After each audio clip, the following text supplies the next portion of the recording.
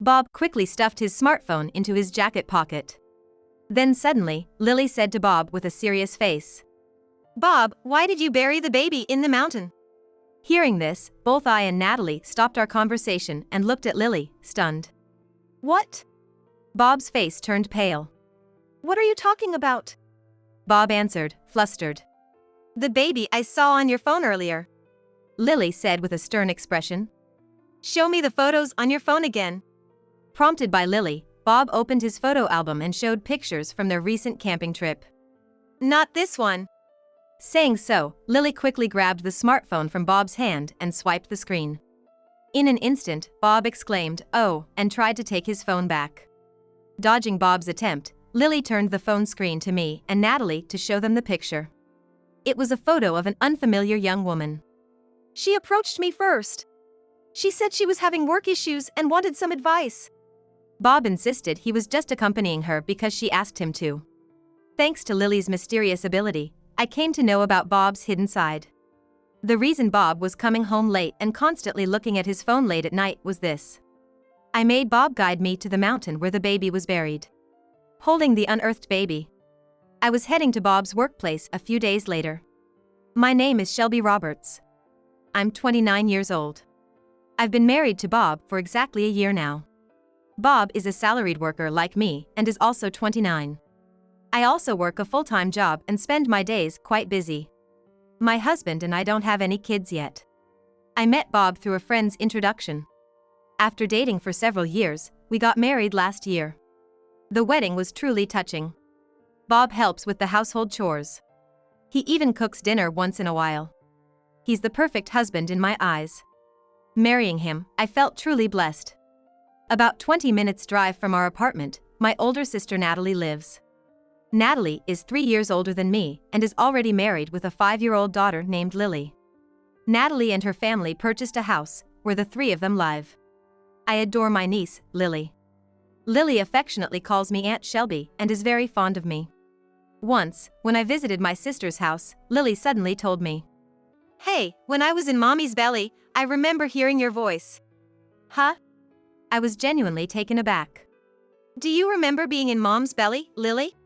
"I heard Dad's voice too," Lily replied with a serious face. I've heard of kids having memories from the womb, but this was the first time someone told me directly about it. When I told Natalie about this, she said, "Yeah, every now and then, Lily mentions things from when she was inside me." I never knew kids could remember such things. Impressed, Natalie shared more with me. "That's not all. Sometimes, when I can't find something, she tells me where it is. And it's not like she saw me put it there, but whenever I look where Lily tells me to, I always find it there. That's amazing. I can't quite put my finger on it, but Lily seems to have some sort of special gift," Natalie said, looking at me earnestly. A little way off, Lily was innocently playing with her teddy bear. It made me wonder if young children might have some sort of unique power. As these thoughts crossed my mind, I gazed at Lily. Sometime later, Bob started coming home later and later. At first, I figured work must be tough, but lately, he'd often come home after midnight. I began to worry. Late one night, as Bob hurriedly headed for the shower, I called out, "Bob, you've been working late a lot, huh?" "Yeah, the boss just won't let me leave on time." With that, Bob quickly shut the door behind him and went into the bathroom. About 5 minutes later, Bob came out. I offered him the dinner I had prepared, but he replied, "Sorry, I'm just too tired to eat." "Well, I'm gonna head to bed then.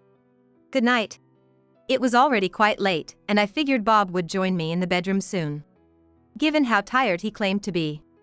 But an hour, then 2, passed, and he didn't come. Feeling restless, I quietly walked out to peek into the living room. In the dimly lit room, Bob was seated on the couch, engrossed in his smartphone. From the movement of his fingers, it looked like he was texting someone. And he had a big grin on his face. Why was he so happy, especially after such a long day? Was he messaging someone? And if so, who? My heart filled with anxiety. Lacking the courage to confront Bob, I returned to the bedroom. "Hey, Bob, how about we go camping during the upcoming long weekend?" One day, I brought up the idea. Although we were newlyweds, we hadn't gone out anywhere lately. Until not long ago, we'd spend our weekends going to the movies or visiting amusement parks. I wanted to go to the mountains with Bob and spend some quality time together. There's this campsite in the mountains. We could set up a tent, have a barbecue, and at night, look at the stars.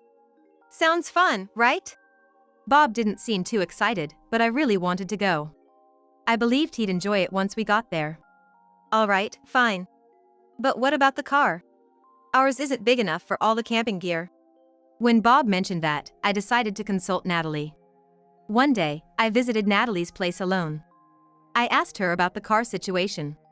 You can borrow our van. And feel free to use our tent too. Natalie happily offered. Her van was big and suited for mountain roads, with ample space for our gear.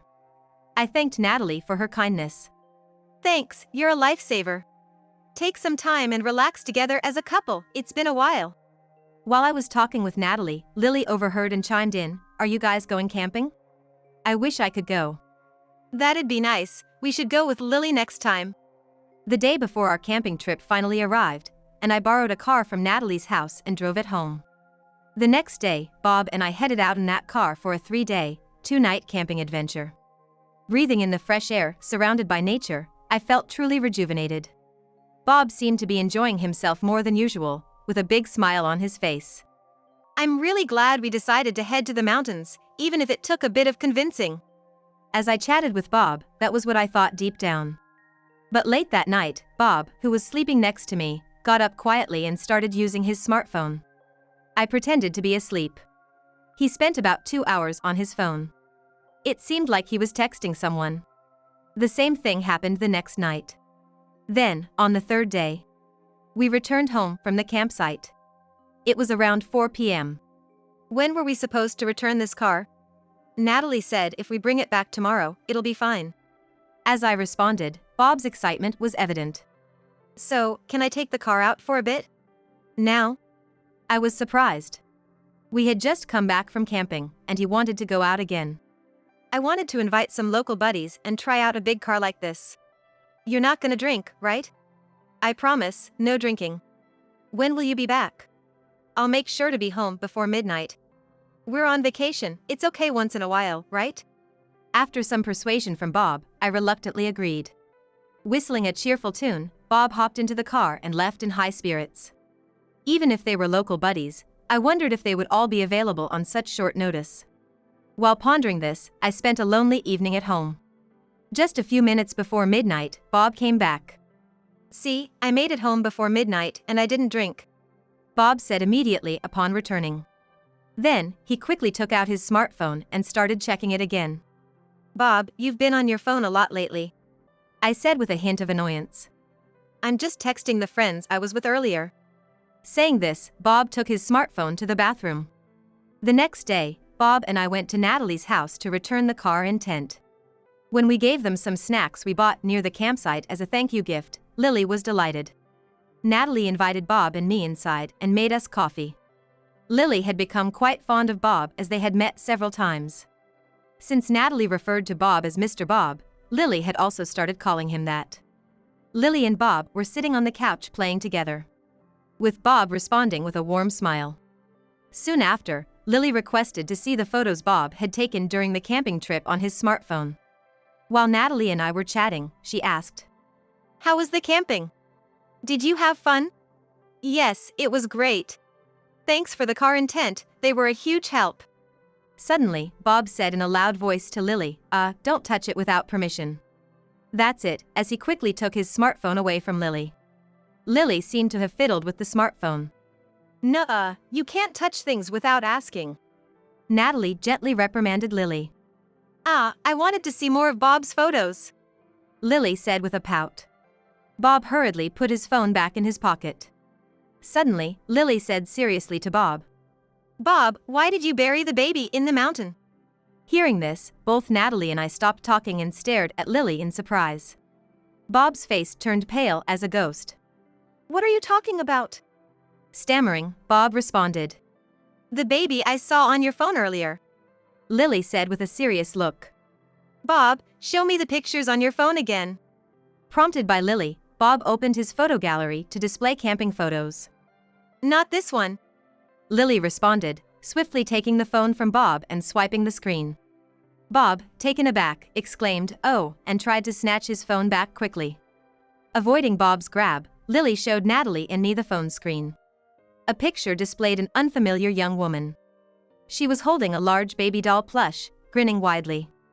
In the background was a claw machine. It seemed the photo was taken in an arcade. Presumably, the stuffed doll was a prize she won from the claw machine. "Who's this?" I asked in a low voice. Looking panicked, Bob tried to retrieve the phone from Lily. Just then, Lily handed the phone to me, and as I swiped, a photo of Bob and the young woman taking a selfie while closely hugging each other appeared. Swiping again revealed another picture of Bob and the woman, lying side by side, apparently in a car. Upon closer inspection, the car's interior matched the one Natalie had lent out. The seats were flattened, and it seemed the two were lying down, taking pictures. Bob's eyes darted left and right. Sweat beaded on his forehead. Natalie looked at me with concern. Just then, our brother-in-law, returning from work, entered. I wanted to immediately confront Bob about the woman in the photos. However, I couldn't do it in front of Lily and our brother-in-law. Thankfully, Natalie suggested that she take care of Lily with the help of our brother-in-law and that we should move to another room. Bob, Natalie, and I went upstairs, closed the door, and continued the conversation. "Who's the woman in the pictures?" Bob was reluctant to speak. However, after persistent questioning from Natalie and me, Bob finally admitted. The woman in the photo was a coworker named Jane Smith. She's 23. She had joined his workplace as a new recruit this spring. Bob had been cheating on me with this woman. I felt like I was about to pass out. "She was the one who approached me. She said she was having trouble at work and wanted to talk," Bob tried to explain. "Bob, can you show us what kind of messages you exchanged with this Jane?" Natalie suddenly asked. I can't really do that," Bob exclaimed in distress. "If there was infidelity, I want to see the evidence as your sister-in-law." "Of course, Shelby should know as well," Natalie argued. Bob was adamant about not showing his phone, but after Natalie's strong persuasion, he reluctantly handed it over to her. When Natalie looked at Bob's phone, there was a ton of conversations with Jane. The two whispered sweet nothings to each other multiple times a day. One day, I was shocked to read their messages. It was a message from late at night when Bob went out with the car he borrowed from Natalie. "Today was fun. It was only for a short time, but I'm glad I got to see you, Jane. I was so happy to get cozy with you in such a big car. I only sneaked out of the house today just for that. Bob, when are you gonna get divorced from your wife? Try to do it soon. Someday, if we can get married, you'll give birth to my child, won't you, Jane?" "Yes. I trust you and will wait for you." I was stunned and frozen from shock after reading this. "What's this?" Bob was sweating profusely, looking extremely uncomfortable. "Bob, tell me everything." Bob, realizing he couldn't escape the situation, started to confess in detail. Jane had approached Bob for advice and they started going out for meals. Bob drove Jane home since it was late. She still lived with her parents, so they couldn't go to her house, so they would park the car in a nearby park and talk until late. Eventually, they became intimate. The times Bob claimed to be working late, he was actually out on dates with Jane. One day, after coming back from camping, he wanted to go on a drive date using the car he borrowed from Natalie. Bob lied to me, met up with Jane, and they enjoyed their drive. They stopped at an arcade on the way. Upon Jane's insistence, Bob won a large baby plush toy from a claw machine. "It's like we're a married couple with a baby," Jane exclaimed joyfully, holding the plush. They decided to bury the plush toy in the mountain like a time capsule and promised to dig it up once they got married to remember the day. They placed the toy in a large plastic bag and buried it in the mountain behind the park where they often parked to get cozy. Since we just returned from camping, there was a shovel in the car which was convenient for them. "What's that all about?" I was disgusted to hear the story. Natalie, sitting next to me, was lost for words, frowning. Burying a baby plush in the mountains is creepy. And what's more heartbreaking is that they've already made promises to get married. Bob even told Jane, "If we ever get married, you'll give birth to my child." Bob kept emphasizing that Jane was the one who initiated things, but his comments also fueled the flame. This hurt me even more. We've been married for only a year, and we don't have children yet. Meanwhile, Bob is making promises of marriage with a young coworker and even thinking about having a baby with her. I broke down crying in front of Bob and Natalie. Natalie comforted me, while Bob looked around nervously. But it's strange, how did Lily know just by looking at the picture that Bob buried a baby plush in the mountains? After crying my heart out, I muttered, "Maybe that child has some mysterious powers," Natalie agreed. Bob looked puzzled, but he didn't have the courage to ask Natalie and me for details and once again looked defeated. It was getting late, so Bob and I returned to our apartment. Once home, Bob and I sat down to continue our conversation. "We've only been married for a year, and you have the audacity to betray me like this?" I glared at Bob and exclaimed, I'm sorry. But really, if she hadn't tempted me, I wouldn't have done this. You have some nerve saying that. You were clearly enjoying yourself with that young woman. Furious with Bob's excuses, I lashed out at him. Bob, you're terrible, but that Jane girl is just as bad. She knew you were married. Well, she's been having a hard time at work and struggling. I was flabbergasted by Bob's attempt to defend Jane. So, because she seemed troubled, you thought you'd console her and get all cozy in your car? I've been concerned for a while. You've been coming home late, and I've noticed you on your phone till the early hours. I pretended to be asleep, but I knew you were constantly texting someone, I said loudly to Bob. He looked down, remaining silent. For starters, I'm telling my parents and yours about this. When I said this, Bob started to panic. It's only right to tell our parents. My sister already knows, so I can't keep this a secret. I exposed Bob's affair to both our parents. Soon, both sets of parents stormed into our home, berating Bob. How dare you have an affair just a year into your marriage? Shelby deserves better. What were your wedding vows? You promised to make our daughter happy, but you betrayed her so easily. My parents vehemently rebuked Bob. Even more so, Bob's parents were livid. We never thought you'd be such a disgrace. You're the shame of the Roberts family. That's right. Don't even think about coming home. More importantly, we're so sorry, Shelby. To think you're still newlyweds. It's utterly embarrassing having a son like this. Bob's parents then apologized to me again. Hey, what are you waiting for? Bob, apologize too. I'm truly sorry. With tears streaming down his face, Bob said this after being berated by both sets of parents. You have a wonderful wife like Shelby, and yet you do this. We're cutting ties with you, Bob. Got it? After being thoroughly scolded and everyone left, Bob collapsed on the floor. Bob, I want a divorce. I stated firmly. You probably want to marry Jane and have kids with her. I'll gladly divorce someone like you. I admit I texted about marriage and kids, but that wasn't my real intention. I just wanted to make her happy in the moment. The one I truly love is you, Shelby. Huh? Hearing that just made me dislike you even more. I said coldly, leaving Bob with a bewildered look. There's no way I would be swayed by such words. I can't trust you anymore. I want a divorce. Please, reconsider. I never really wanted to marry Jane. It was just a fling. Bob, having betrayed me, was now desperately trying to make amends.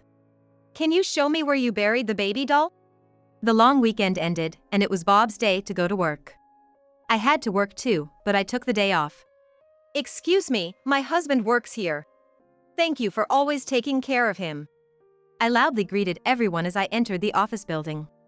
That was Bob's workplace. Everyone there was staring at me, completely taken aback. No wonder, as I was holding a stuffed baby toy covered in dirt. The sight was so bizarre that the employees were frozen in shock with wide eyes. Every step I took, dirt from the stuffed toy fell onto the office floor. Bob, his face ashen, hurriedly approached me. Yesterday, I had Bob guide me to the mountain where the stuffed toy was buried. And in front of me, I had him dig up that stuffed baby toy. The toy was in a large bag, but as we dug it up with a shovel, the bag tore, getting the toy dirty. Last night, I had thought of using this toy somehow to take revenge on the two of them. And what I came up with was this plan, to barge into the office holding this dirt-covered stuffed baby toy. Bob, never expecting me to show up at the office with the toy, seemed utterly panicked. My husband has been having an affair with a junior colleague, Jane, I said. Upon saying this, all the employees focused their attention on one woman. It was Jane, Bob's affair partner. Jane, like Bob, turned pale and looked down in sheer embarrassment. He told me that they would bury this stuffed toy until they got married, and once their dream came true, they would dig it up together, I said. I could hear whispers of disbelief from the employees, saying things like, "No way. That's so creepy, and sounds like a horror story." But what I don't get is why he would tell me something like this while he's cheating on me with Jane, I said, and then played a video on my phone. Bob's voice echoed loudly. Please, reconsider. I never really intended to marry her. She was just a fling. After the video finished playing, Jane, who had been looking down just moments before, sharply raised her head, her expression furious. Just a fling? Bob, what does that mean? She demanded. No, it's not like that. Bob stammered, lost for words. You promised to break up with your wife and marry me. You even said you wanted me to have your baby. Jane yelled. The employees were once again shocked by her words, and a commotion broke out. Here you go. I handed the dirt-covered stuffed baby toy to Jane. Then I handed Bob a divorce attorney's business card. We're getting divorced. From now on, let's communicate through the attorney. Overwhelmed by my determination, Bob silently took the card. I apologize for the commotion, everyone. I've finished my business here, so I'll be on my way. Said to Bob and Jane. I wish you two all the happiness. With that, I left Bob's office. I brushed the dirt off my clothes as I walked away. Later, I heard that both Bob and Jane confessed to their affair when questioned by their superiors. Concerned about the company's image, they were both promptly fired. Jane was furious upon being called just a fling. She transitioned from a timid new employee to a woman filled with rage. After I moved out of our shared apartment, Jane forcefully moved in with Bob. Bob was threatened by Jane, "You never know what I might do." He had no choice but to do as she said. Bob was fired from his job and tried to find another, but Jane forbade him from talking to other women. Bob was fed up with Jane, but given her unpredictable nature, he reluctantly complied. Bob ended up working at a construction site with only men, putting in hard labor every day. Jane took away Bob's freedom, constantly checking his smartphone as if monitoring him. She probably feared someone else would snatch Bob from her, just as she had done. Not only was Bob burdened with paying the rent for the apartment and living expenses, but he was also pressed with paying me compensation for the emotional distress he caused. I had also demanded compensation from Jane for the same reasons. She seemed to have started working multiple part-time jobs, but she kept getting fired, hopping from one job to the next. The lawyer who helped with the compensation issue had a chance to meet with Bob. That's when he learned about the miserable life of Bob and Jane and reported back to me. After the divorce, I moved back to my parents' home. My workplace was within commuting distance from home, so I continued with my job as before. Living at home meant I had many more opportunities to see not just my parents, but also Natalie and Lily. Natalie genuinely sympathized with me, offering words of encouragement. Shelby, you've been through a lot. You're still young, you'll surely find someone better. I hope so. But thanks to Lily's mysterious power, I was able to part ways with that awful man quickly. I genuinely felt that way. It was a silver lining that I got divorced from such a man so quickly. I felt like Lily, with her mysterious power, was a lifesaver. I hope to someday meet an honest man and get married. And I'd like to have and raise children. For that time, I'm gonna work hard and save money now. With such thoughts, I'm living each day with a positive attitude.